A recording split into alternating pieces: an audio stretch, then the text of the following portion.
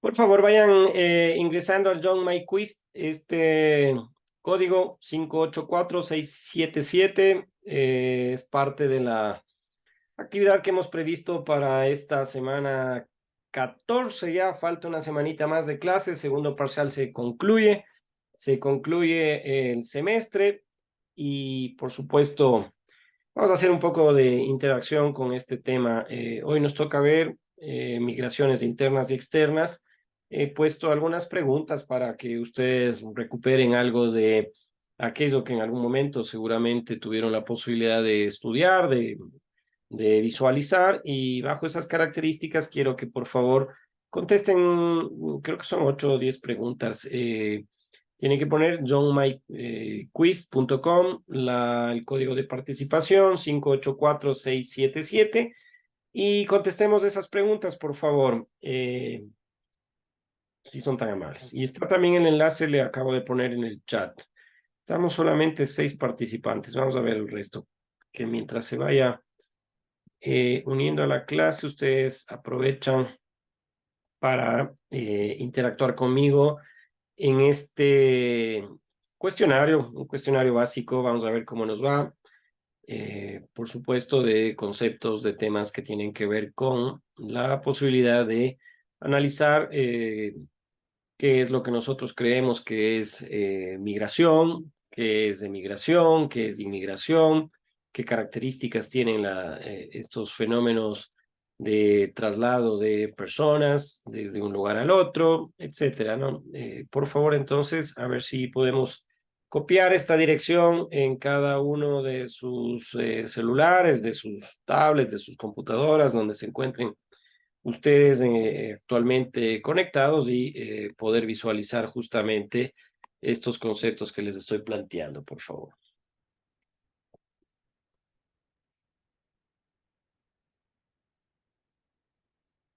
Mientras ustedes están en ese tema, ya inició, a ver, voy a poner iniciar.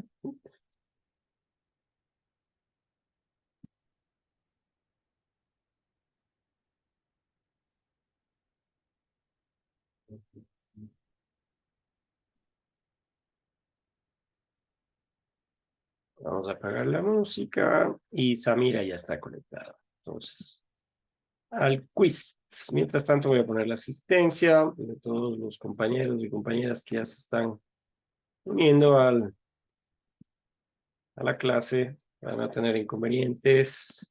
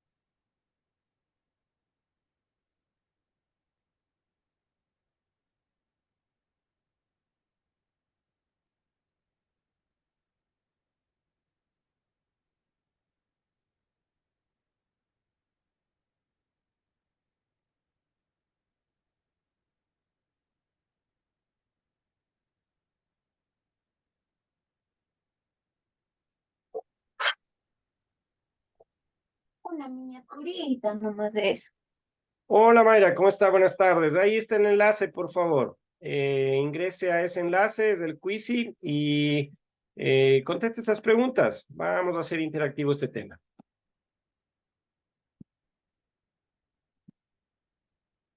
Bueno, están Danilo, Samira en este momento, Isaac, Micaela, Scarlett, Dayana, por supuesto. 5 de 11 compañeros contestando unas preguntas. ¿Cuáles son las preguntas que se han planteado? Bueno, ¿qué es la migración?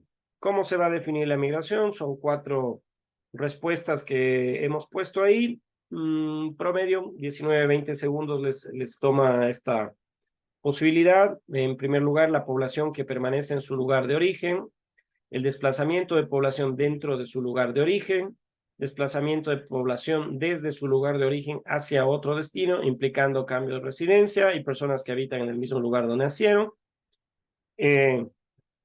Cuando una persona de la provincia de Loja, por ejemplo, de Bolívar, de Azuay o de cualquier otro, decide migrar a la ciudad de Quito, ¿qué tipo de migración tenemos? ¿Son migrantes, es migración interna, son emigrantes, migrantes o inmigrantes, o es una migración externa? La tercera pregunta, ¿cómo se clasifican las migraciones según el lugar de partida y destino? Son migraciones internas, inmigrantes, inmigrantes, una migración interna y migración externa. Eh, La siguiente, ¿cuáles son las causas de la migración?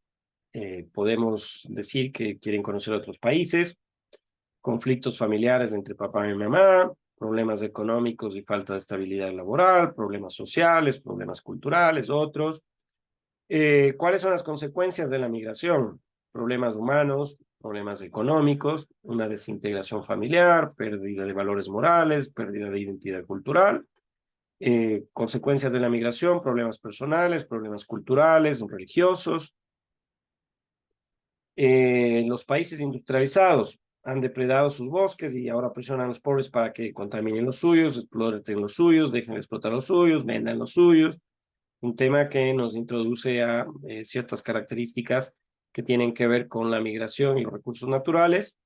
Cuando una persona o un hogar no pueden satisfacer sus necesidades de vivienda, de nutrición, de empleo, educación, salud u otros, se define como pobreza, mendicidad, indigencia, humildad.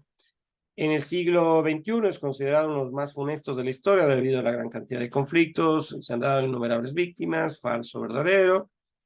La mayor organización internacional que existe en el mundo surgió después de la Segunda Guerra Mundial con el propósito de mantener la paz entre las naciones. Les pongo Fondo Monetario Internacional por sus siglas FMI, o ONU, Organización de Naciones Unidas, Banco Mundial, Organización Mundial de Comercio.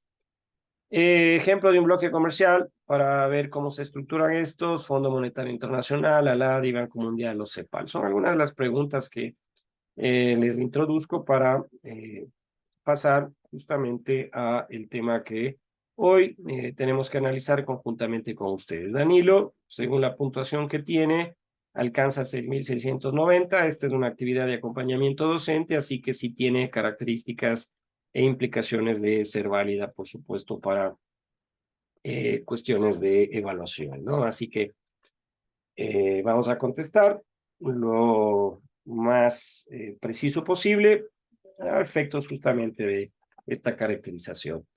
Voy a volver a compartir en el chat para que puedan los compañeros que se están juntando en este momento, que se están uniendo, a que lo puedan hacer. Ahí está.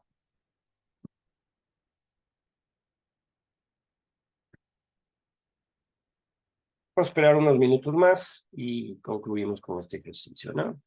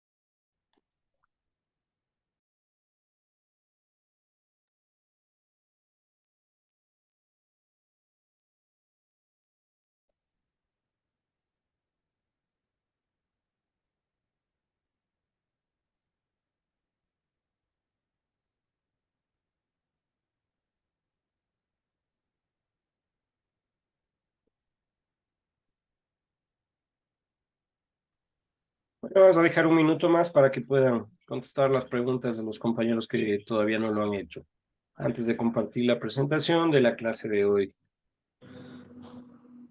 ¿Qué pasa, Stephanie? ¿Cómo anda? ¿Se le encendió el micrófono? Se me prendió, Inge, disculpe. ¿Todo bien? ¿Cómo va? Bien, ¿Qué tal el debate ayer? ¿Quieren tocar ese tema también? buenísimo. Ah, Nos ¿le hizo reír gustó? bastante. Chuta. Los memes brutales, a ver si me mandan a mi WhatsApp algunos de ellos. Ustedes son muy creativos y seguramente están compartiéndolos. ¿Qué conclusiones sacó Stephanie? Aparte de que la clase política lamentablemente nos queda debiendo justamente en la capacidad argumentativa de propuestas que la gente quiera escuchar frente a varios ejes. El tema de la migración es un tema que debió haber sido incorporado también si quieren, en la parte de la política pública, si quieren en el eje económico, pero en realidad vamos a ver hoy la clase en la tarde de hoy.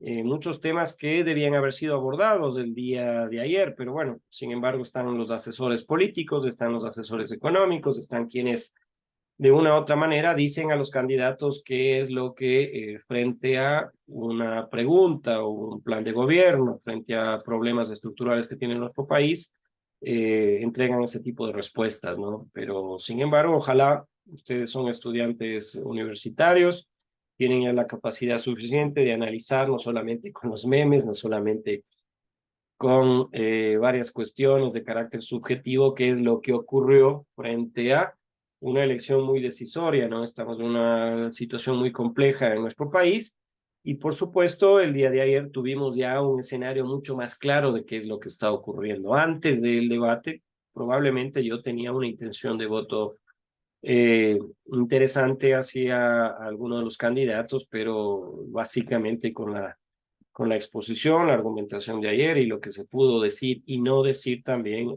evidentemente cambió algo el escenario, ¿no? Es lo importante de este tipo de actividades, tener esa posibilidad de ir visualizando, escuchando qué es lo que dicen nuestros candidatos, en este caso a la presidencia. Debería trasladarse también la posibilidad de que los candidatos de todas las provincias, Deni allá en su Cotopaxi, acá en Bolívar, Dayana, Micaela y otros que viven en otras provincias también puedan escuchar a sus candidatos, ¿no? Voy a dejar el quiz y para que lo continúen resolviendo.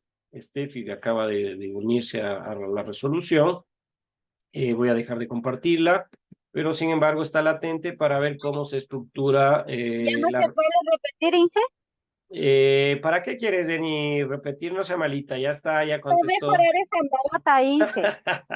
¿En qué se equivocó? Ya vamos a ver en qué se equivocó. Lueguito, déjeme ganar tiempo y permitir al resto de compañeros que están recién en la primera parte, en la primera posibilidad de contestarla, que lo hagan. Mientras tanto, el resto les comparto la presentación que está preparada, como todas las clases, cuando tenemos de manera síncrona con ustedes las diapositivas. Permítanme, por favor, siempre tengo que intentarlo dos veces. Voy a tener que cambiar de computadora, está un poco viejita. Bueno, migraciones externas e internas es el tema de hoy que está expuesto en la unidad cuarta, que va a tocar un ámbito de la realidad nacional bastante complejo. Hoy he tenido que estar aquí en mi domicilio haciéndolo por varias características personales, pero sin duda, como siempre, con el cariño y el afecto a ustedes, tener la posibilidad de trasladarles un tema que me preocupa mucho y que preocupa a aquellos que analizamos la connotación económica, la connotación cultural, la connotación de cómo lamentablemente estas circunstancias humanas provocan que tengamos dificultades acá en nuestro país, ¿no? Una pregunta que estuvo expuesta en el quizzing. ¿Qué es migración? Y migración, como en el primer párrafo está siendo expuesta, es el desplazamiento de la población. Y cuando hablamos de desplazamiento de la población, hablamos de tanto desplazamiento de población humana o animal. ¿Cuál es la diferenciación que se hace en este concepto? Excepto que el uno habla de el desplazamiento de un lugar de origen a otro destino, y el cambio de la residencia habitual en el caso de las personas, es decir, las personas nos movilizamos, nos desplazamos desde un lugar de origen a otro de destino, cambiando nuestra residencia habitual, y en el caso de la migración animal que existe, sobre todo de aves migratorias, sobre todo de fauna marina y otros, es su hábitat. Entonces, migración en términos generales, en términos contextuales, perdón, es el desplazamiento de la población, sea humana, sea animal, que se produce desde un lugar de origen a otro destino y lleva consigo un cambio de la residencia habitual en el caso de las personas o del hábitat en el caso de las especies animales migratorias. Ese concepto engloba en general aquel fenómeno humano, aquel fenómeno animal de trasladarse de un lugar de origen, como está conceptualizándose en esta diapositiva y que también le deben haber respondido así en la pregunta que les planteé en ese quiz, para hacerlo más interactivo, para hacer alguna participación por parte de ustedes en este tema introductorio a las migraciones internas y externas dentro de la asignatura de Realidad Nacional, por supuesto, de ustedes tan queridas y queridos alumnos del paralelo B de Contabilidad y Auditoría en la modalidad híbrida. Entonces, si es que tomamos solamente migración humana, vamos a representar dos enfoques, ¿no? El de la emigración, es decir, el punto de vista del lugar o país de donde la población sale, tiene su origen, y el de la inmigración, que es otra pregunta que les planteé también, desde el punto de vista del lugar o país hacia donde llegan los migrantes. Y aquí ya toma esa connotación de migrante aquel ser humano, aquella persona que ingresa a un país y sale de otro. Sale de un origen y llega a otro destino cambiando su residencia habitual. Entonces, ya conceptualmente la emigración es dejar el lugar de origen para establecerse en otro país o en otra región. ¿Cuáles son las causas especialmente que se pueden enunciar? Otra pregunta que estaba expuesta en el quiz es el factor económico o es el factor social. Forma parte de este concepto, como está expuesta en la diapositiva, mucho más ampliamente las migraciones de la población, las cuales abarcan tanto la inmigración, entrada de personas de otras regiones, la entrada de personas de otras comunidades, de otros territorios, como la migración, que son personas que llegan a otros lugares, ¿no? Entonces, la inmigración, en definitiva, es la entrada a un país, a una región de personas que nacieron o proceden de otro lugar. Va a representarse una de las dos opciones o alternativas del término migración, que se aplica a los movimientos de personas de un lugar a otro. Y estos desplazamientos van a conllevar, van a estar articulados, van a estar anclados a un cambio de residencia, bien sea temporal o definitivo. Entonces, aquí en este concepto, tanto de la inmigración como de la inmigración, tiene que ver al desplazamiento de las personas de su lugar de origen a otro. Si es que migra, por supuesto, es la salida y sin migra es la entrada. Pero todos tienen que ver con un ambiente territorial, con un concepto territorial, con un concepto en el cual se deja un lugar para trasladarse a vivir en otro, ¿no? Entonces, en ese ámbito, he tenido yo que recurrir a fuentes que se tienen para que ustedes puedan visualizar qué es lo que está ocurriendo con la migración en el Ecuador. Vamos a ver cómo el censo que fue levantado con la información en el año anterior se lo presenta en los próximos meses para ver cómo modifica esta tendencia que tiene nuestro país dentro de una migración regional. Y la migración regional en el Ecuador muestra claramente que la población que más emigra a otras regiones es la población que está teniendo como origen todo el Callejón Andino, es decir, la región sierra, donde nosotros vivimos. Y el 58% de la población que vive acá en la sierra tiene siempre esa probabilidad porcentual, y así muestran los datos, de trasladarse a otras regiones. Entonces, esta migración en el Ecuador regional, sierra, costa y Amazonía muestra que el 58% de la población en la sierra habitualmente está cambiando su residencia de origen hacia otras regiones. ¿Qué factores son los que pueden influir? Bueno, los que hemos estado mencionando con ustedes. Ustedes han hecho unos trabajos aplaudibles unos, otros probablemente no expliqué lo suficiente, que cuando yo quería un ensayo, tengan que escribir un ensayo que le den vuelta a un tema, no específicamente una revisión bibliográfica, sino que le den vuelta a un tema, ¿no? Si es que hablo de los servicios públicos como un factor predominante para que exista migración, denle vuelta y digan, bueno, ¿a quién le gusta, por ejemplo, vivir en una comunidad, vivir en un barrio, vivir en una parroquia, en un sitio en el cual no tengamos agua potable, no tengamos alcantarillado, no tengamos vías de acceso? Si es que nos dedicamos a la agricultura, por supuesto, ¿cómo trasladamos nosotros aquellos productos que estamos semanalmente, mensualmente, nuestra tierra, nuestro trabajo produciéndolo? Y esto encarece la transferencia de esos víveres, de esos productos agrícolas, la ganadería, hacia los centros de consumo o de comercialización. Entonces, si es que las condiciones de salud están provocando de que exista desnutrición infantil, están provocando de que no tengamos educación para nuestros hijos, eso puede ocurrir, y así están demostrándose los indicadores, de que la población está saliendo de estos territorios en un porcentaje mayor en la sierra frente a lo que ocurre en la costa.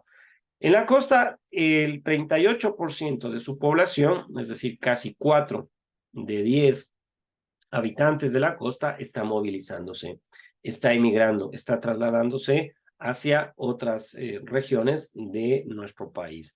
No hemos puesto la región insular porque realmente se puede discriminar esta información, pero sin embargo, entre Sierra, Costa y Amazonía, vemos que hay 20 puntos porcentuales en los cuales la población de la sierra está mucho más migrando, está moviéndose, está cambiando su origen, está cambiando el territorio en el cual habitualmente ha vivido, frente a lo que eventualmente suele ocurrir con la costa. Claro, en la Amazonía es un territorio todavía extenso, muy vasto, muy amplio, que tiene una inmigración, es decir, está recibiendo permanentemente población de la costa, está recibiendo población de la sierra, se está colonizando, se está poblando paulatinamente, y ya cuando se tenga una población bastante importante, también tendrán estos procesos migratorios hacia otras regiones, probablemente retornando hacia donde fue su lugar de origen, producto de alguna circunstancia. Pero este gráfico de pastel está dándonos una idea de cómo, si es que hablamos de un factor importante de la migración interna en nuestro país y de la migración sobre todo regional, vemos que la sierra en población porcentual está moviéndose, está cambiando su origen hacia otras regiones, obviamente detrimento de las otras regiones, ¿no? La población migrante en urbana y rural. ¿Qué nos dice este gráfico? Yo les invito a ustedes en algún momento que puedan descargarse. Ahí está el Sistema Integrado de Indicadores Sociales, es el CIIC. Yo tengo una versión 3.5, ustedes pueden descargarse, creo que hay una versión mucho más actualizada, en donde este sistema de indicadores sociales y económicos en nuestro país nos da una información súper chévere. Está almacenada ahí, pueden hacer análisis comparados, pueden ir mostrando qué es lo que está ocurriendo, sobre todo como estudiantes de contabilidad y auditoría en la parte financiera y económica, frente a serios aspectos que están ocurriendo en nuestro país. Y si nosotros hicimos un análisis de la población y la migración en las regiones del Ecuador, hoy les planteo cómo la migración en el Ecuador se está trasladando desde el sector urbano hacia el sector rural. ¿Y quién está recibiendo porcentualmente mayor población? Es el sector urbano. La población migrante urbana está creciendo. Por eso es que nosotros vemos que cuando hay estadística, cuando hay censos, Quito, Guayaquil, las ciudades grandes, acá Guaranda es chiquita, pero sin embargo está teniendo mucha migración del sector rural hacia el sector urbano, con un 73,16%. Es decir, la recepción de migración en el entorno urbano es muy alta. Entonces, aproximadamente, vean ustedes, 7 de cada 10 ecuatorianos sale del sector rural hacia el sector urbano en búsqueda de mejores condiciones de vida. ¿Que las consigue o no? Claro, hay que empezar a analizar también la posibilidad de que se tiene educación, se tiene salud, mínimamente servicios básicos que se los va consiguiendo, porque de sus comunidades, de sus parroquias, de sus provincias, en el caso concreto de Bolívar, ustedes hicieron un análisis comparado de servicios públicos, tanto de sus ciudades, de sus provincias de origen comparativamente con Bolívar, y los pude leer, y ahí se mostró claramente que Bolívar tiene en los procesos de migración un factor que está influyendo mucho en que la población salga de esta provincia y de sus parroquias, justamente debido a esa imposibilidad de que las instituciones públicas dedicadas a esta tarea, combinadas por el marco constitucional y legal, no lo han podido hacer justamente por estas dificultades, ¿no? Entre otras económicas, financieras. Y el sector rural solamente está recibiendo el 26,84. Entonces, en este desbalance de cambio de población urbana y rural, cuando vemos los censos de población y el crecimiento demográfico, nos encontramos claramente que están creciendo exponencialmente las ciudades grandes y capitales de provincia en nuestro país, especialmente Quito, especialmente Guayaquil, especialmente Manta, Puerto Viejo, Cuenca y otras, ¿no? Entonces, este es un fenómeno de una migración interna que está moviendo población entre el sector urbano y el sector rural en nuestro país. Y mostrado a través de este sistema integrado de indicadores sociales, y ojalá tengamos ya más datos actualizados para ir viendo si esta dinámica ha cambiado, aunque empíricamente y a priori podríamos decir que no ha ocurrido aquello, dado el crecimiento que tienen las ciudades, ¿no? Si es que existiría un decrecimiento desde la ciudad, estaríamos mostrando claramente que se está volviendo la gente al campo, al sector rural. Este es un gráfico muy decidor. Ustedes probablemente están en ese ámbito en el cual podemos catalogar de manera etaria la cuestión analítica de la edad de los migrantes referente a su edad, ¿no? ¿Qué dice la edad? Es muy preocupante el hecho de que ustedes están entre ese 18,5% comprendida la población que se moviliza de un sitio al otro de 11 a 20 años. Son jóvenes, son algunos incluso niños, adolescentes, que están migrando. ¿Cuál es la problemática de este segmento de la población que está movilizándose, que está cambiando de domicilio?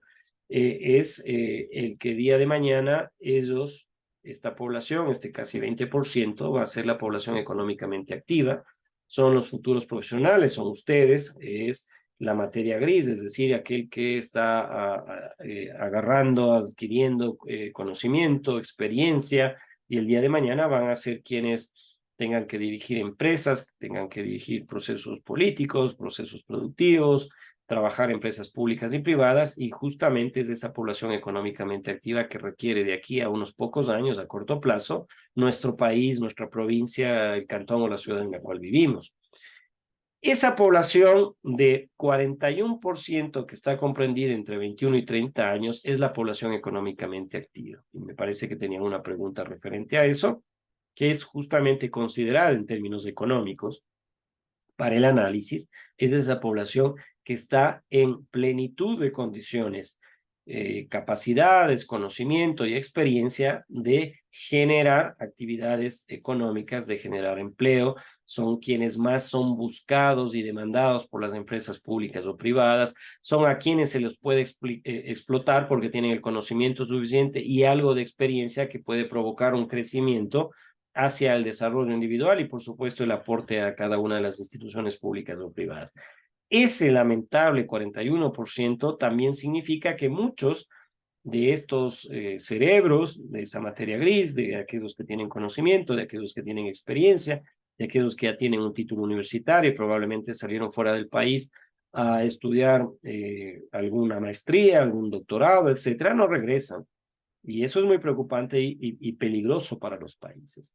Y claro, los que estamos ya en ese 22%, entre 31 y 40 años, incluso más, ya somos aquellos que hemos pasado la edad de la población económicamente activa, que todavía tenemos mucho que conocer, que todavía tenemos mucho que ganar en experiencia, pero que sin embargo ya no somos tan requeridos, hemos hecho nuestra tarea, pero el diablo sabe más por viejo que por diablo y también son necesarios los conocimientos y experiencias que tiene esta población, casi el 22% de migrantes entre 31 y 40 años, que ya han desarrollado otras actividades, han desarrollado otras capacidades y que seguramente son requeridos para hacer otro tipo de actividades en nuestro país, ¿no?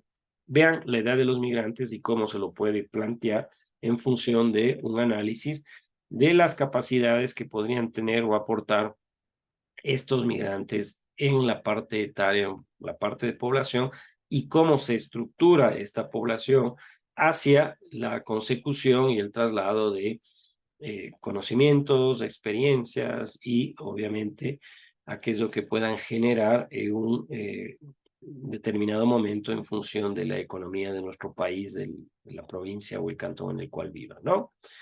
Acá otro gráfico muy decidor y, para el análisis, para que ustedes lo puedan tener ahí, para que puedan en la tarea que tienen que desarrollar, plantearlo desde este punto de vista. Planteen la tarea que yo les estoy exponiendo en el entorno virtual desde la parte regional, plantéenlo desde la parte urbano-rural, plantéenlo desde la parte en la cual pueden poner como punto de vista el ámbito en el cual se desarrolla la migración de características etarias, edades o provinciales. Miren, hay un indicador que está en este gráfico mostrándose colores en el gráfico de cómo el índice de migración, por ejemplo, de 6,97 a 8,52 nos está mostrando que la provincia en la cual existe mayor población que migra fuera de esta provincia es Cañar.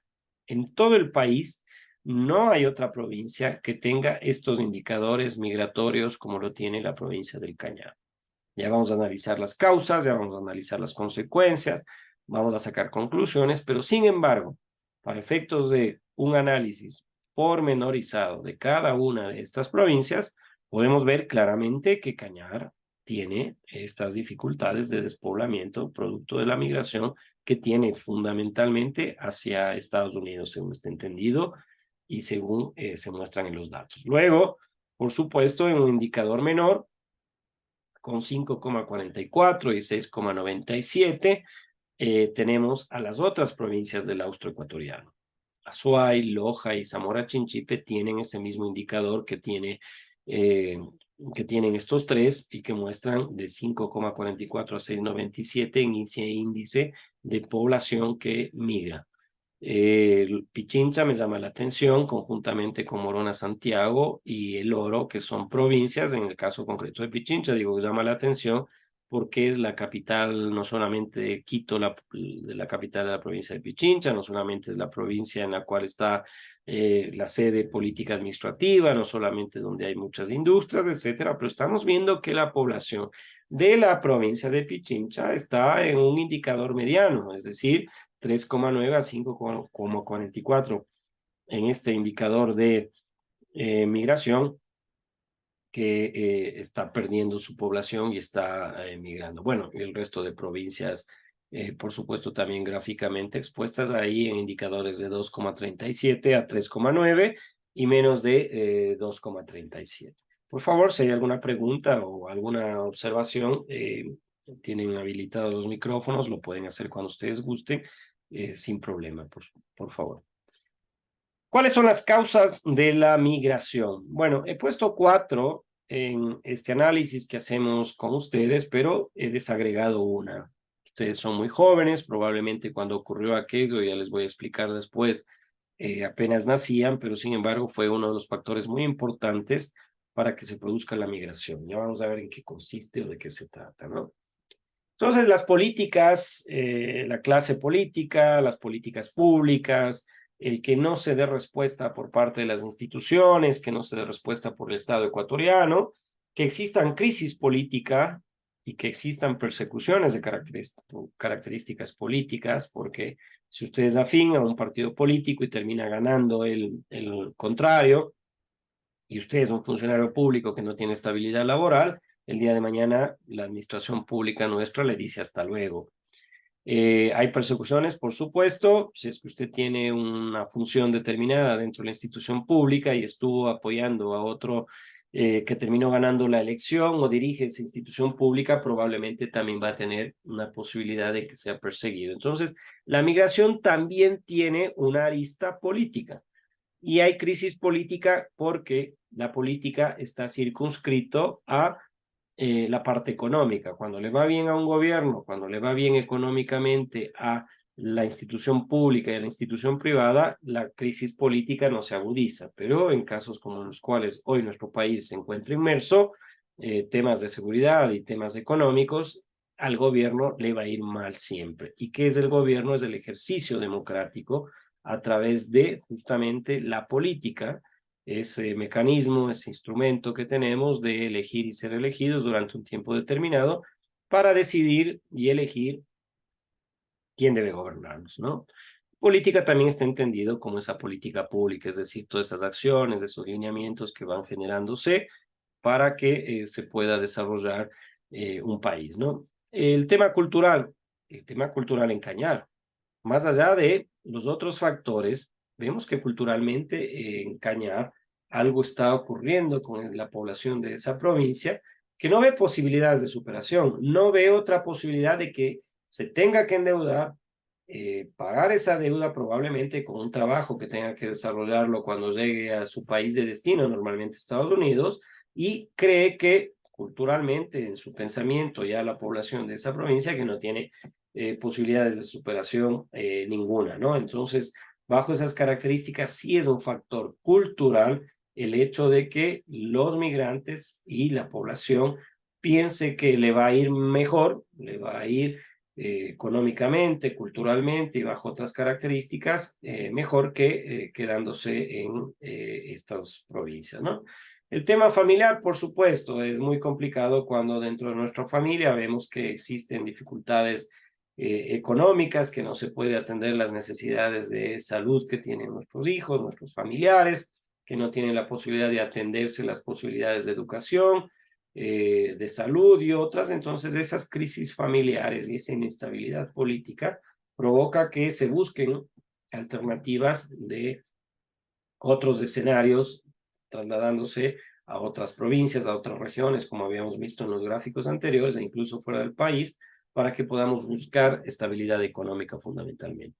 Y una de las causas que ustedes la pusieron y estaba dentro de las preguntas es la socioeconómica, es decir, cómo el hambre, cómo la pobreza extrema, cómo la desnutrición crónica infantil, cómo la mortalidad materno-infantil y otros factores sociales y otros factores económicos provocan justamente una migración hacia el mismo país internamente, otras regiones y por supuesto de características internacionales.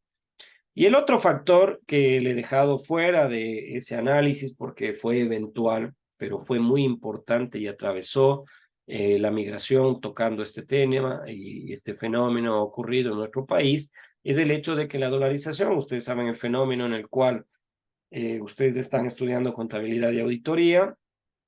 Hay tres ejes en los cuales se tiene que trabajar para que un país pueda sostenerse económicamente y financieramente, que son la política fiscal, es una decisión del gobierno, la política monetaria, por supuesto, y la política cambiaria.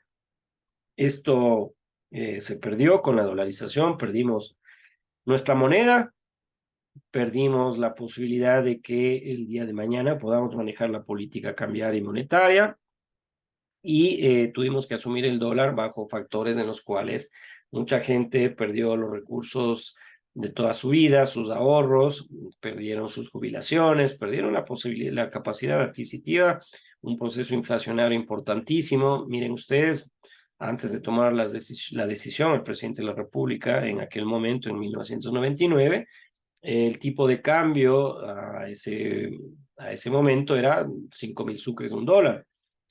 Y cuando se toma la decisión, se pone el factor de cambio o el tipo de cambio a valores de 25.000 sucres a $1. Imagínense en 5.000% más. Esto provocó, por supuesto, que quienes vivían de los ahorros, quienes tenían un salario en sucres que les permitía de una u otra manera al menos subsistir, sobre todo a los jubilados, perdieran esa capacidad adquisitiva.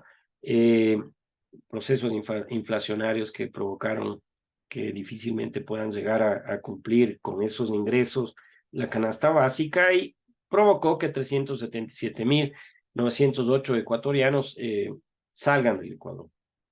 En esos momentos me encontraba yo estudiando una maestría en España, en Madrid, y se tenía un censo en esta ciudad, la capital de España, de que la población migrante mayoritaria que existía en Madrid era la marroquí, muy cercana a este país, por supuesto. Y después del 99, 2000, 2001, 2002, cuando ya luego fue exigida una visa para poder viajar desde acá de Ecuador hacia España, fuimos la primera población migrante en Madrid. El destino está establecido ahí, España y Estados Unidos, que salió ese concepto ya económico de las remesas, es decir, todo el factor de producción, la utilidad, el dinero que ganaban los migrantes en España y en Estados Unidos, lo trasladaban hacia el Ecuador para poder sostener a sus familias, ¿no? Y Estados Unidos, bueno, sigue siendo un destino más allá de la dolarización por el sueño americano que se tiene, pero esto de la dolarización fue importantísimo para entender que es un factor adicional a los 4 anteriores que habíamos visto, ¿no? Las consecuencias, bueno, esto debía haber sido tocado en el debate de ayer porque realmente vemos que la migración atraviesa nuestro país, es una de las causas estructurales, creo yo, incluso de la inseguridad, ya vamos a ver por qué. Y podemos tocar que los recursos económicos son una de las consecuencias de la migración, producto de qué? De que es importante, por supuesto, el ingreso de recursos financieros frescos de divisas en un país dolarizado que provienen del exterior. Tan importante, y ya vamos a ver el cuadro, casi como el que genera la exportación de petróleo. Pero por el lado negativo, el aspecto económico produce lo que habíamos dicho hace unos minutos. Provoca la pérdida de mano de obra calificada en nuestro país. Se está yendo población económicamente activa, se está yendo mano de obra en la construcción, se está yendo mano de obra en la agricultura, se está yendo cerebros profesionales que tranquilamente podrían tener un espacio dentro de la industria ecuatoriana y que son mano de obra calificada, ¿no? Es un aspecto económico importantísimo a tener en cuenta. Por un lado, claro, el balance es, los ingresos sostienen parte de la economía, 2.000, 3.000 millones de dólares que ingresan anualmente producto de la transferencia que hacen los migrantes de parte de su trabajo. Pero por otro lado, estos trabajadores están teniendo opciones de mejorar sus condiciones de vida, por supuesto, pero es una mano de obra calificada que no la tenemos en nuestro país. Y en los países receptores, hoy últimamente está ocurriendo algo muy preocupante.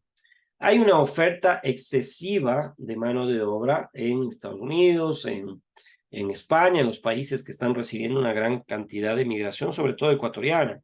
¿Y esto qué provoca? Que quienes probablemente tenían ya unos ingresos permanentes por la mano de obra, tanto empleada en agricultura o construcción, pongo un valor hipotético, que pagaban $10 la hora, hoy probablemente están llegando incluso a modelos y a sistemas feudales. Ustedes recordarán cuando vimos el modelo económico del sistema feudal, era claramente entregar una parte de ese territorio para que se lo cultive, perdón, y el excedente se lo entregue al señor feudal. Hoy creo yo que muchos trabajadores que están migrando a la agricultura, sobre todo, están incluso requiriendo que no se les pague por su trabajo, por su factor de producción del trabajo, sino que solamente la alimentación y su vivienda o el techo se los entreguen. Entonces, vean las complicaciones que provoca que cuando hay una migración tan potente, tan grande como la que está ocurriendo en Norteamérica, sobre todo, provoca que la mano de obra que ya estaba disponible en ese país como oferta, tanto para la construcción y la agricultura sustancialmente,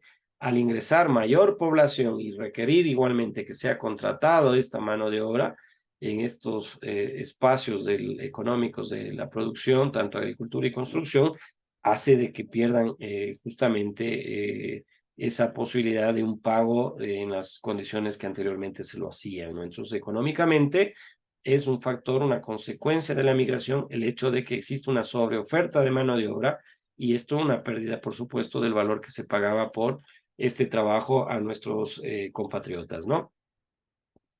Aspectos sociales tienen que ver con la desintegración familiar, muy preocupante. Hay varios gráficos ahí que no me gusta tocar mucho, pero es necesario que ustedes entiendan la realidad nacional y que está siendo provocado por la migración. Y la migración, sobre todo, esta que es exterior, es decir, cómo nuestros migrantes van rompiendo su célula fundamental de la sociedad, esa estructura fundamental que es la familia. Esto va a causar serios estragos en el tejido social, sobre todo por el abandono de miles de hombres, de miles de mujeres que están dejando no solamente nuestro país, no solamente la ciudad, no solamente nuestro barrio, nuestra comunidad, sino sus familias. Y esto provoca una desintegración familiar, es un grave problema y un aspecto social que hay que tocarlo. Y esto va a provocar, por ejemplo, rupturas de carácter sentimental. Las condiciones en las cuales nuestros migrantes están viviendo en otros países, probablemente con la distancia, con el tiempo y otros, hace de que se busque otros espacios de refugio. En esa parte no quiero tocar mucho, la pongo ahí para el análisis de ustedes, pero sin embargo está dentro de las consecuencias de en la migración, ¿no? Y el otro factor, por supuesto, consecuencia muy grave en el aspecto social es los niños, las niñas quedan al cuidado de familias, de parientes, de alguien que tiene una familia monoparental y pueden sufrir algún tipo de maltrato, ¿no? Y esto va a provocar, por supuesto, en estos niños, en estas adolescentes, en estas niñas, sentimientos que están expuestos ahí en la diapositiva. Como digo, no me gusta tocar mucho este tema, es de características sociales, pero sin embargo sí es un problema estructural que probablemente está también incidiendo en los niveles de inseguridad que tiene nuestro país. Está en esta diapositiva, si quieren tocarlo para efectos del trabajo, por supuesto, ¿no? Nosotros somos contadores de auditores y más nos enfocamos a la parte económica. Sin embargo, hay que dejar la parte social y sobre todo el riesgo que tienen nuestros migrantes, ¿no? O sea, en ocasiones pierden su vida, en ocasiones se desconoce el paradero, la incertidumbre de sus familiares, un dolor en sus familiares acá y esto claramente en la parte humana es terrible. En el aspecto cultural, yo no les culpo a los migrantes, más bien hay que reconocer y entender, como decía Darwin en la evolución de las especies, hay que adaptarse. Y si nuestros migrantes están viajando a otros países, no es porque en realidad van de turismo, sino que van a tratar de buscar mejores condiciones de vida para ellos y para sus familias.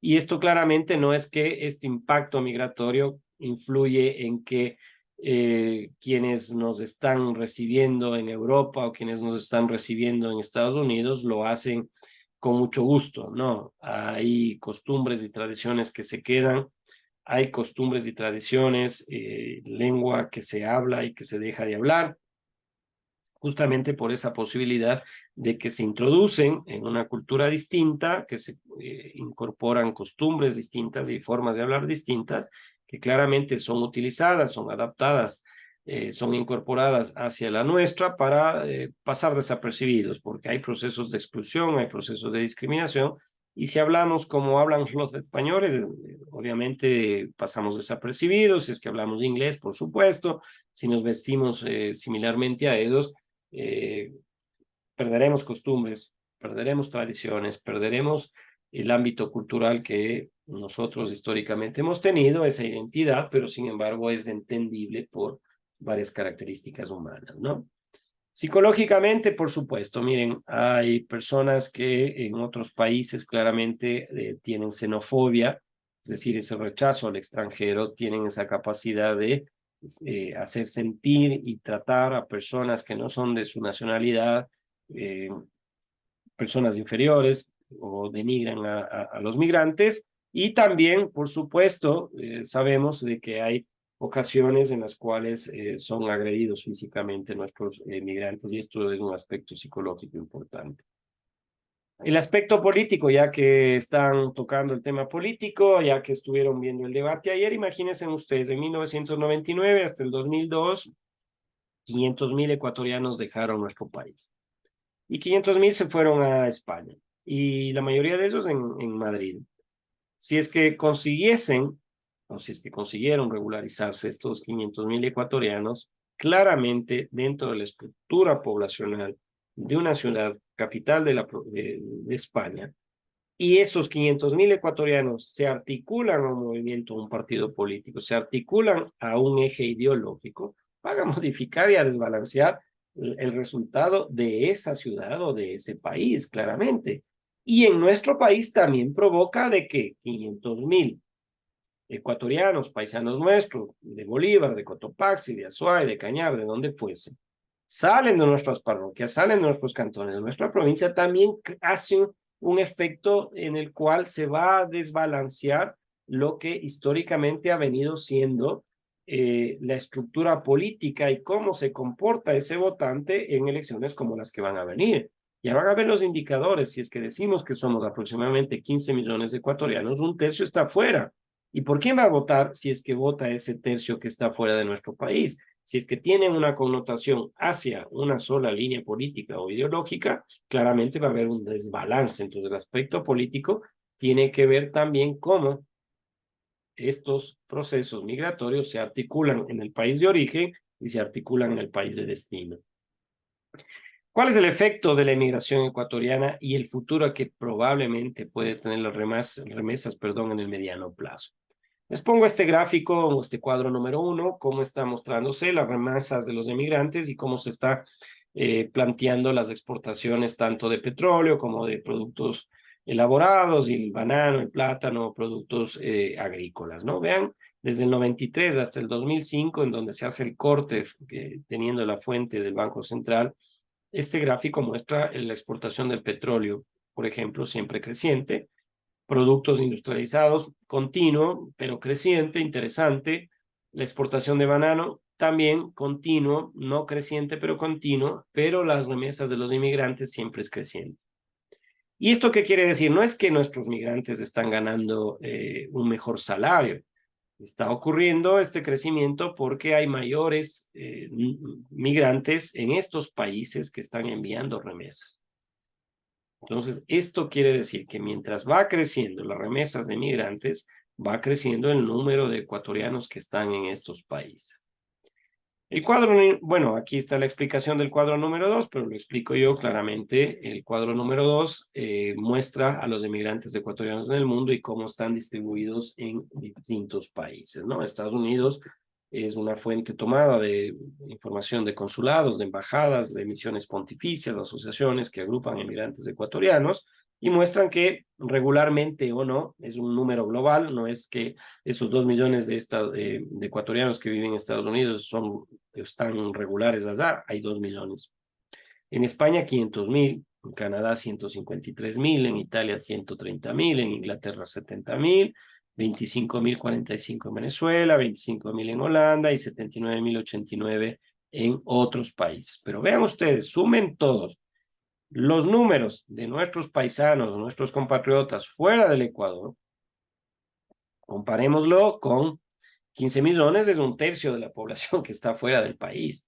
Entonces, claramente está ocurriendo un fenómeno muy preocupante en el Ecuador, que está despoblándose, que la población está viajando, está a otros países, y claramente esto provoca que, por ejemplo, aquí en el cuadro 4 y 5, el origen de los recursos porcentualmente por país de procedencia muestra que el 45% de las remesas proviene de Estados Unidos, el 30% de España, y los principales países de procedencia, por supuesto, son aquellos que tienen mayor incidencia en el ámbito de tener una población importante de nuestro país.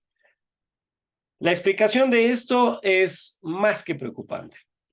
¿Cómo se está usando las remesas? Y esto lo dice el Banco Interamericano de Desarrollo, ¿no?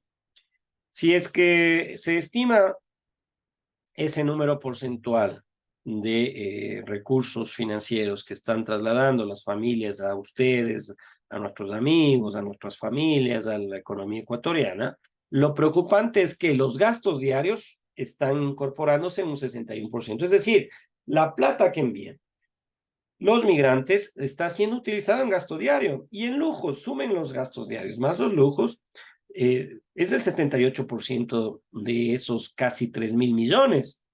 Solamente el 8% están invirtiendo en negocios. Solamente el 8% de esa plata que le mandan los migrantes a sus familias se está ahorrando.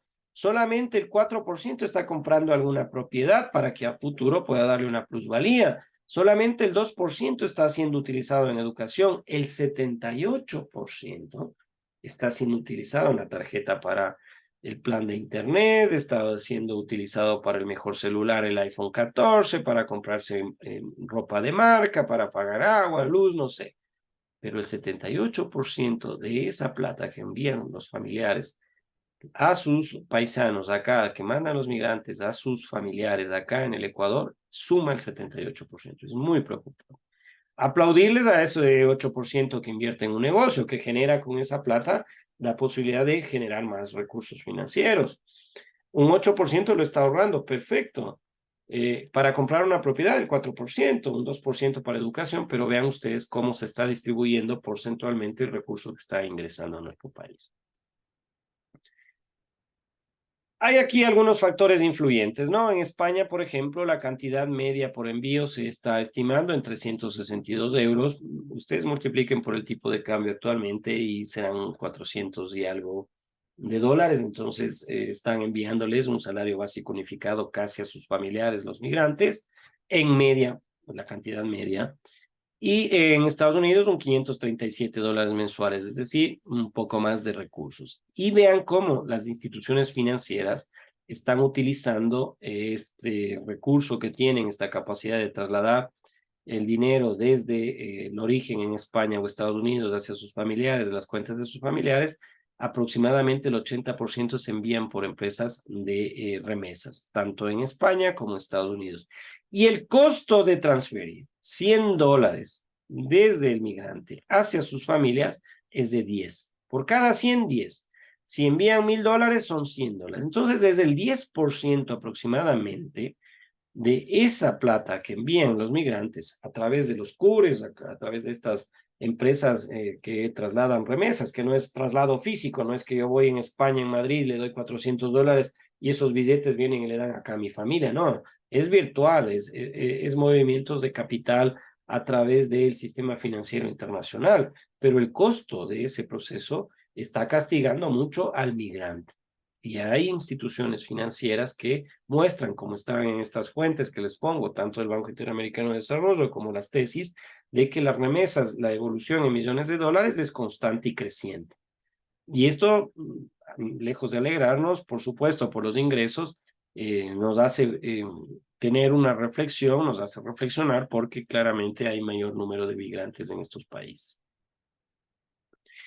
Vamos a concluir con algunos aspectos que me parece que son importantes, algo que ustedes quieran explicar o profundizar alguno de ellos, es de que los efectos positivos de la migración. A ver, ¿qué efectos positivos podemos encontrar en la migración? Disminución del desempleo, claro, hay menos oferta laboral acá y los que quedamos, por supuesto, tendremos mayores posibilidades de ser contratados porque no hay mucha competencia. ¿Se reduce la pobreza? Sí y no. Se reduce la pobreza por ese mismo factor del desempleo y por el ingreso, por supuesto, de divisas, de remesas, de la transferencia de los migrantes a sus familias. Incrementa la inversión, ese 8% se está invirtiendo, y el consumo, por supuesto, el 78%, ¿no? A nivel de la economía general, entonces, estas remesas enviadas por los inmigrantes conforman y es un rubro muy importante de divisas en un país dolarizado, imagínense. Y los factores negativos, por supuesto, son un montón. Leámoslos todos, analicémoslos todos, escríbanlos todos, si es que quieren tocar este tema en el trabajo, es de que claramente la pérdida de mano de obra calificada en la región tiene connotaciones muy importantes en ciudades como Cuenca, Loja y estas del Austro que habíamos dicho. La migración no solamente afecta a personas que tengan condiciones económicas de pobreza, de extrema pobreza, sino a todos aquellos que no encuentran ese aliciento, de esa perspectiva de progreso en nuestro país. En muchos casos, la migración ocasiona cambios dentro de la estructura familiar, ¿sí? Numerosas familias se convierten, como ya habíamos dicho, en monoparentales, es decir, solamente el padre o solamente la madre de familia está al cuidado de los niños, o algún familiar, es mucho más preocupante. La migración es el punto de partida, ya lo han dicho los sociólogos, más importante y puede ser que es el punto de partida para muchos problemas sociales. Entonces hay muchos niños, hay adolescentes que no están sus padres, que no están sus madres, que no tienen familiares cercanos y que pueden provocar problemas sociales, ¿no? Y los compatriotas, cuando tienen esta posibilidad de emigrar regionalmente al sector urbano, al sector rural o fuera de nuestro país, tienen dificultades de encontrar un trabajo estable, un trabajo seguro, un trabajo remunerado, sufren discriminación y no solamente hay que irse a España, no solamente hay que irse a Estados Unidos o a otro país, acá tenemos discriminación. Cuando la población rural se traslada al sector urbano, hay discriminación. Cuando nuestros paisanos de la costa vienen a la sierra o de la sierra a la costa, sufren discriminación y no entendemos de que esas personas, esas familias que están trasladándose desde un sitio a otro buscando mejores condiciones, justamente lo están haciendo en perspectivas de búsqueda de un bienestar para ellos y para sus familias. Recomendaciones, bueno, acá están, vean lo que ayer tenían que decir ustedes en el debate, ¿no? Hay que manejar estrategias socioeconómicas a nivel nacional, les escucharon en el eje económico a todos los candidatos. En la política social, ámbito comunitario, por supuesto, evitar que la población rural salga de sus territorios y para eso hay que hacer una tarea conjunta con municipalidades, prefecturas, instituciones gubernamentales. Hay que capacitar e incentivar a través de fomento a los proyectos productivos, hacia fortalecer la banca, entregar créditos para crear nuevos negocios, quitar la burocracia que impide de que el día de mañana pueda tener yo un recurso para crear un negocio. Hay que crear medidas institucionales, es decir, crear instituciones que vayan fomentando. Había incluso un ministerio del migrante, pero no se sabe hasta qué punto fue efectiva su participación dentro de la política pública, dentro de la búsqueda de soluciones a este problema de la migración que es recurrente y ahora mucho más creciente. Después de la pandemia estamos viendo de que no hemos podido solucionar los problemas económicos que teníamos históricamente en nuestro país y se está provocando o está provocándose una migración muy importante. Medidas individuales también, por supuesto. Pensar que acá hay la posibilidad de buscar mejores condiciones de vida. Ustedes el día de mañana que sean contadores y auditores van a ser parte de una institución pública o privada y van a ayudar justamente al traslado, a la identificación de recursos para que vayan a solucionar los problemas de los ecuatorianos y por supuesto de quienes vivimos en Guaranda, en Latacunga o en otras ciudades o provincias. Para efectos de esta clase, quisiera abrir el escenario para que ustedes puedan hacer alguna pregunta, alguna cuestión, etcétera. ¿Alguien quería hablar? Disculpe. Yo, Stephanie, Hola, Stephanie, ¿qué tal? aco- acotando lo que estaba hablando de ayer el debate, Ah, ya. siento que Jenny nos pudo haber representado como mejor que Bolívar ¿Dónde vive usted, Stephanie? en el Oriente. Ya. ¿Y usted antes del debate tenía, o dentro de su familia, tienen una proyección ideológica política? ¿Han estado inmersos en algún ámbito político o ciudadanos que van y votan por el menos malo eventualmente? No, no, mi familia siempre ha estado rodeada por verificar quién y las propuestas y de Ujú. dónde salió y sus estudios y todo, y cosas así. ¿Hacen un Pero, consenso en la familia entonces ajá, antes de votar? sí, sí, Ah, qué bueno. Mire, ese es un porcentaje importante que podríamos nosotros visualizar también en un estudio de ciencia política, cómo la población ecuatoriana, lamentablemente, usted está dentro de, si llegamos al 30% de votantes, creo yo que estoy exagerando en el porcentaje, que hace un análisis Mucho ahí. exhaustivo de sus candidatos. La mayor parte de los votantes lo hacen por características de clientelismo, lo hacen por características viscerales incluso, de sentimientos. Gran parte de la población que va a votar el día domingo lo va a hacer en la fila, esperando a ver por quién votar, y asoma Juanito Manuel Galarza y me dice, Juanito, ¿y por quién va a votar? Yo digo por Pepito Grillo. Ah, entonces votamos por Pepito Grillo, y pasa eso. Entonces, claramente, Stephanie, ayer, creo yo, ustedes como académicos, como universitarios que son, tuvieron la posibilidad de escuchar ya con mayores elementos de juicio, mayores elementos de análisis, elementos de argumentación, porque ustedes son estudiantes universitarios y tranquilamente hubiésemos generado entre todos ustedes y yo un debate en el cual organizábamos con dos compañeros o compañeras, y ellos eran nuestros moderadores, planteábamos ejes de economía, de política pública, tema social, medioambiental o el que ustedes quieran, y tranquilamente ante las preguntas que se nos hiciesen, podríamos haber contestado, creo yo, con mayor argumentación, con mayor propuesta y hoja de ruta de la que varios candidatos hicieron el día de ayer, ¿no? Entonces, a mí personalmente me duele porque nos muestra una clase política que está desligada de un proceso de formación política. Entonces usted dice, Stephanie, Jenny nos hubiese representado. Claro, Jenny tiene la capacidad, y hoy y mañana que se va a graduar de acá de contabilidad de auditoría, y con todos los elementos que están recibiendo ustedes dentro de las asignaturas que corresponden a la malla curricular de ustedes, tranquilamente pueden ir solventando, como les digo, soluciones a los problemas que tienen nuestras comunidades, que tienen nuestros barrios, que tienen nuestras ciudades, nuestras provincias, y bajo esas características, por supuesto, ayudar y servir, que ese es el ámbito del ejercicio de lo público, de la política, creo yo, desinteresadamente, sin corrupción, transparentemente y con capacidad de conseguir resultados efectivos. Entonces, Stephanie, el día de ayer, y como la mayoría de nosotros, sacamos conclusiones de qué es lo que vamos a hacer el día domingo, ¿no es cierto? Usted tenía probablemente su corazoncito latiendo por algún candidato y ayer le defraudó, ¿no es cierto? No, no, la verdad. Ah, No, Pero no. sí, había así como un enfoque y como que fue equivocado. y se Pero garantizó hacia dónde usted y su familia estaban tranquilamente planteándose la posibilidad de conseguir apoyar mediante el proceso electoral, y se ratificó ese apoyo. sí, porque creo que solo hay uno que se muestra con la capacidad y con las propuestas y el deseo de cambiar el país.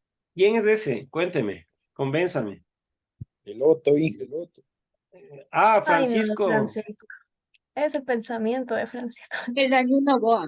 Todo Alvarito. Novoa, se está preparando. Novoa. Odiarse de correas y anticorreas. Bueno, lamentablemente en los últimos años, desde el 2007, se está trasladando ese escenario en el cual dicotómicamente se plantean cuestiones de la administración pública, cuestiones de Estado, frente a correísmo y anticorreísmo. Ese es un error, y ustedes no tienen que caer académicamente en ese error, porque en ámbitos ideológicos, por supuesto que podrían estar acertando en ser parte de un proyecto político, y si fueron en su momento ustedes o sus familiares parte de esa ideología política, tienen que continuar contribuyendo con su participación hacia allá. Pero si es que solamente se hace un análisis bajo esas características, lamentablemente estamos cayendo en una equivocación. Hay, como dice Denny, como dice Lisbeth, como dice usted mismo, Stephanie, propuestas serias de otros proyectos políticos que tienen ideológicamente, claro, antagonismos con lo que se plantea por parte del correísmo. Pero yo lo que estoy viendo acá es que nos estamos olvidando de analizar, claro, el primer ámbito que ustedes lo están haciendo en esta tarde es la parte del debate, pero analicemos también la propuesta que fue presentada al Consejo Nacional Electoral y la aceptación de sus candidaturas. Ustedes vean y realmente hay una incoherencia en varios de esos candidatos que no tienen nada que ver a la ideología que ustedes plantean.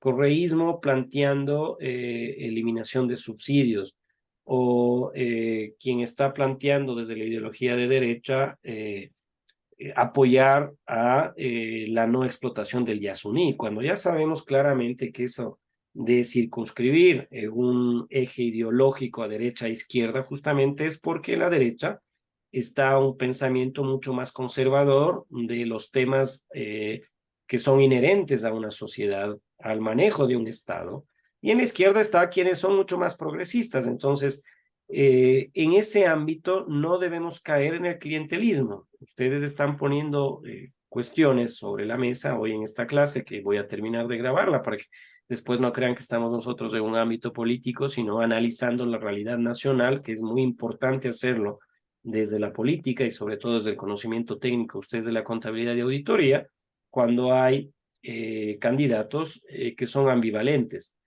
¿Qué van a hacer con la consulta popular del Yasuní? Son 1.200 millones, ustedes son contadores de auditores del día de mañana. ¿De dónde van a obtener esos ingresos? Véanse una proforma presupuestaria y tienen ingresos permanentes de la explotación del Yasuní de 1.200 millones. Si es que va a dejarse de explotar, y lo dice candidatos de derecha ecuatoriana, que están apoyando la no explotación, entonces los 4 perros que me quedan me dan ganas de arrancarme y decir, bueno, o sea, acá hay incoherencias por tratar de conseguir el voto, porque al parecer la población ecuatoriana, y deben tener ya un sondeo, deben tener un estudio más o menos levantado de cuál es la proyección y la tendencia del voto del ecuatoriano frente a esta consulta popular, y probablemente va a ganar el sí, que se deje de explotar el Yasuní. Pero deben tener alternativas de cómo van a financiar aquello. En el tema de la seguridad, por supuesto, hay un candidato que sabe y conoce mucho y se enfocó en ese tema. El candidato que ustedes están mencionando, Novoa, da muestras de que, y aplaudo lo que ustedes dicen y la evaluación que ustedes hacen, es porque tiene conocimiento universitario y tiene conocimiento de los temas que necesita el país, que conozca a alguien que va a dirigir a un Estado, que va a ser jefe de Estado y va a ser jefe de gobierno. Entonces, acá la importancia, y eso aplaudo de ustedes, es de que ya están valorando el conocimiento de los políticos en temas que tienen que ver no solamente a una parte específica del manejo del Estado, solo seguridad, solo medio ambiente, o solo economía, o solo obra pública. No. El quien vaya a dirigir un Estado debe tener conocimientos necesarios y suficientes para saber qué es lo que tiene que hacer. Entonces, en ese escenario sí, me parece que la participación del candidato Novoa muy importante, sobre todo sobrio. Otros candidatos nos quedan debiendo, esperábamos mucho más de ellos.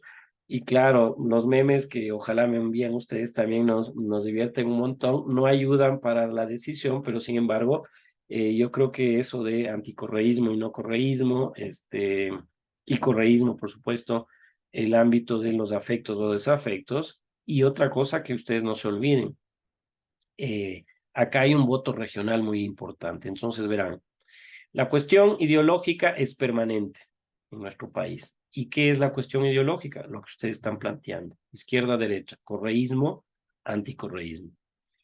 ¿Qué es permanente? Las regiones. El día de mañana no va a desaparecer la costa, el día de mañana no va a desaparecer la sierra, el día de mañana no va a desaparecer la Amazonía, donde vive Stephanie.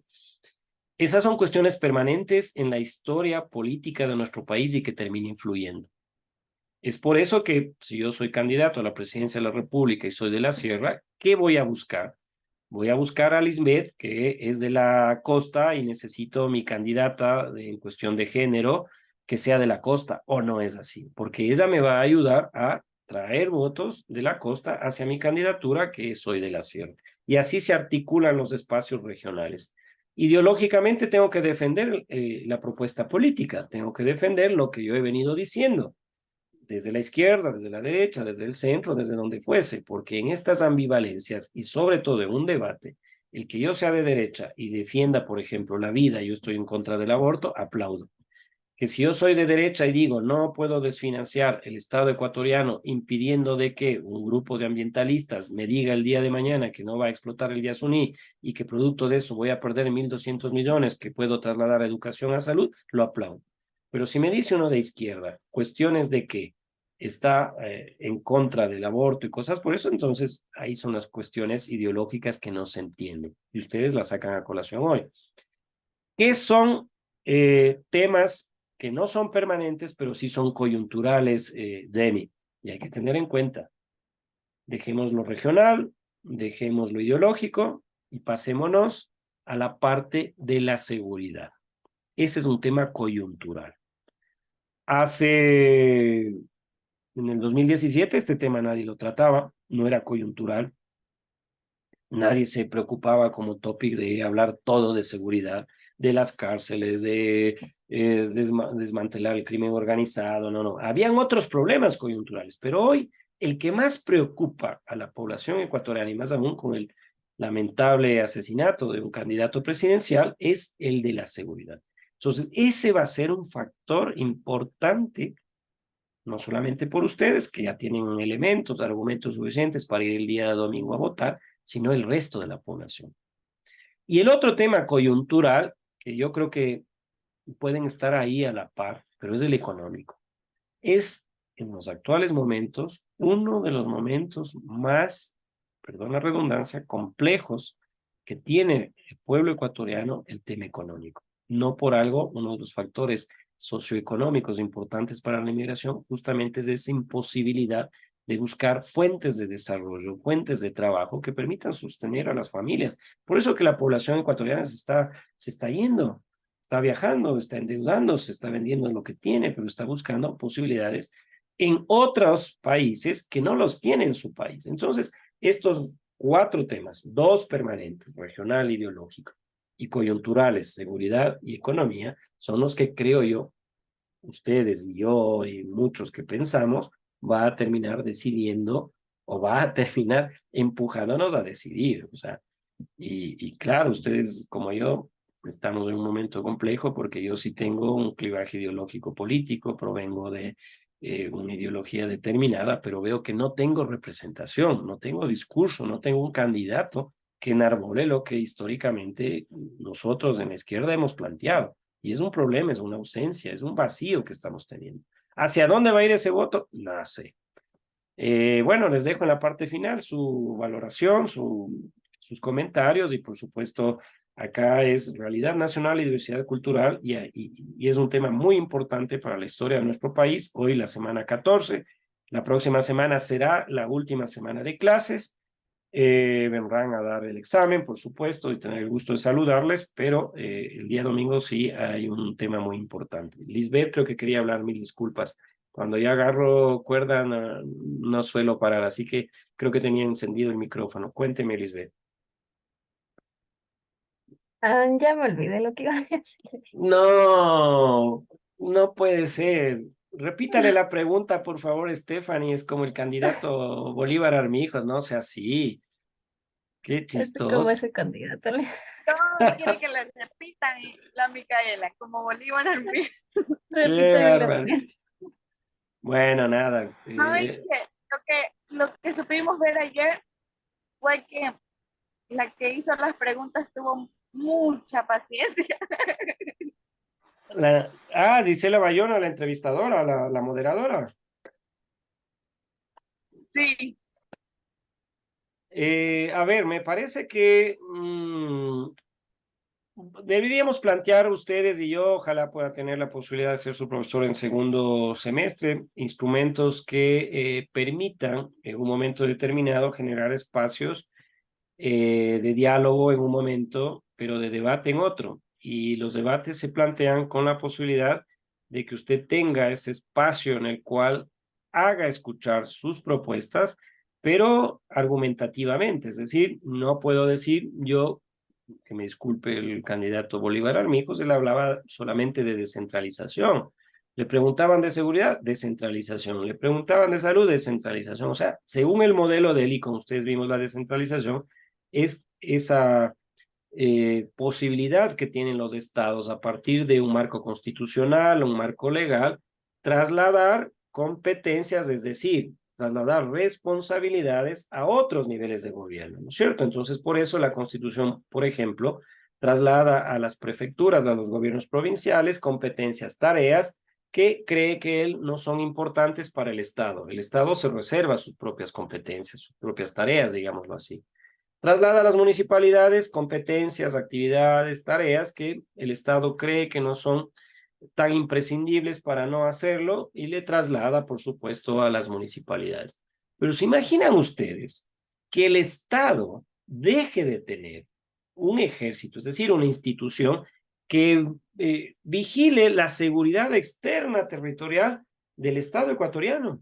¿Se imaginan ustedes que el Estado diga, voy a descentralizar la seguridad interna, es decir, ya no va a haber policía, les descentralizo, les traslado a los GATS municipales la posibilidad de la seguridad interna? ¿Se imaginan qué pasaría en el Ecuador? O sea, tendríamos la policía de Guaranda, la policía de la Tacunga, yo llego a la Tacunga y me dice, hey, su pasaporte, ¿qué hace aquí? No puede entrar acá, no va a comprar ayudas ni nada. O sea, no, el Estado se ha construido históricamente justamente con la posibilidad de darle a esos tres elementos que tiene el Estado, el territorio, la población, y que tiene una autoridad que traslada la posibilidad de que el Estado, como fin último, le dé bienestar a esa población, pero no descentralizar todo. Y el compañero Armijos, como Micaela dice, chuta, me olvidé la pregunta, dígame, ¿qué va a hacer con la seguridad? Descentralizar. ¿Qué va a hacer con la salud? Descentralizar. Entonces, los municipios sí ahora, con las tareas que tienen, dicen que no les alcanza la plata, que no pueden hacer todo lo que está en la Constitución y la ley, peor aún trasladándole más responsabilidades del Estado, ¿no? Entonces, sí, me hubiese encantado generar un espacio argumentativo, propositivo por parte de ustedes para ir visualizando justamente este tipo de cosas. Así que no Inge, quiero, mande. otra de las cosas que también pudieron ver, yo creo que el pueblo ecuatoriano pudo ver bien claro que, y debe resaltarse, porque en un candidato a presidente debe haber respeto y tolerancia, que sepa conllevar que si tiene pues, frustración ante la pregunta, enojo ante las cosas que dicen los otros candidatos, ellos debieron y atar sus cabales y responder con profesionalismo pero muchos y la mayoría no lo hicieron. Se pusieron a pelear y eso fue lo que más confundió al pueblo. Entonces, yo creo que desde ese punto ya debieron haber tachado a los candidatos que no supieron respetar ni siquiera a la modeladora y a los otros candidatos en ese momento. ¿Cuál de todos? ¿Cuál fue el peor, Stephanie? Luis. Bolívar y Luis a ellos se llevaron la A ver, guaguas, producción. déjenme encierro estoy grabando y después va a salir muy grande. Bueno, muchas gracias por esta clase de la semana 14. Seguimos conversando, pero detengo la grabación, por favor, muy amable.